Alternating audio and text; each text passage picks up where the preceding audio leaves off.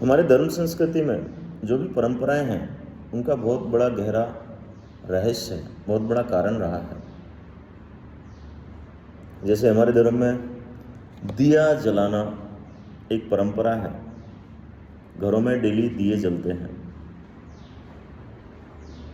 और मैं भी कहता हूँ हर किसी को दिया अवश्य जलाना चाहिए डेली। मैं आजकल ऋग्वेद पढ़ रहा हूँ। ऋग्वेद का जो पहला शब्द है अग्नि मूले पुरोहितम, यानी पहला जो उसके ऋग्वेद के पहले मंडल का जो पहला सूक्त है उसके अंदर अग्नि की ही महिमा है। और मैं साइंटिफिक आदमी हूँ, मैं आँख मूंद के किसी बात पर भरोसा नहीं करता। हमारे वेदों में जो सबसे बड़े भगवान बताए गए हैं, पृथ्वी जल अग्नि वायु आकाश,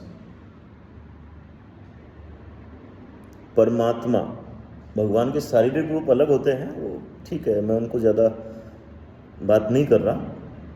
लेकिन परमात्मा क्या होता है?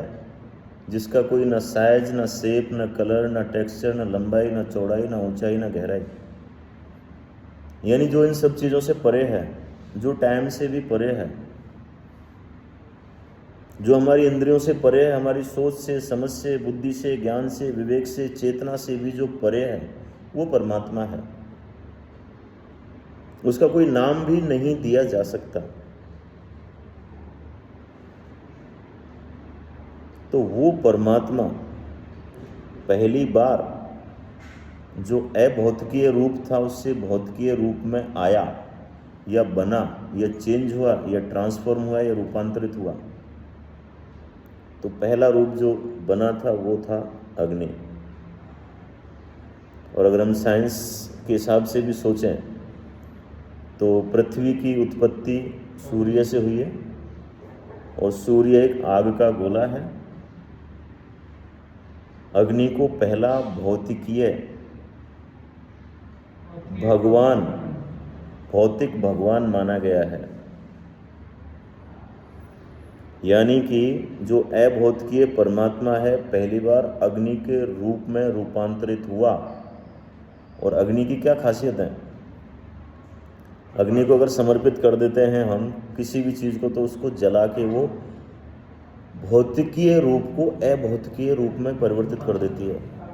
आप किसी भी चीज़ को ले लो, सोना चांदी, हीरा मोती, कागज़ पत्थर, लोहा कोयला, इंसान, जानवर, अग्नि को समर्पित कर देते हैं तो वो क्या होता है? राख बनती है। वो तो भौतिकीय रूप तो छोटा सा रह जाता है, उसका जो ताप है वो भी महसूस हो जाता है, लेकिन उससे वो कन्वर्ट हो जाता है अभौतिकीय रूप में, यानी परमात्मा में लीन हो जाता है। वो कोई भी वस्तु, जीव जंतु, व्यक्ति वस्तु अग्नि को समर्पित होने के बाद परमात्मा में लीन हो जाती है, यानी वो परमात्मा का अंश हो जाती है। और जब परमात्मा का अंश होती है तो यहाँ पर परम ऊर्जा उत्पन्न होती है, और परम ऊर्जा वहाँ पर फैलती है। इसलिए आपने देखा होगा कोई भी पूजन, हवन, कोई भी उद्घाटन, कोई भी शुरुआत दिया जलाने से, अग्नि प्रज्वलित करने से ही होती है। कहते हैं ना, दिया जलाने से नकारात्मक ऊर्जाएं खत्म होती हैं।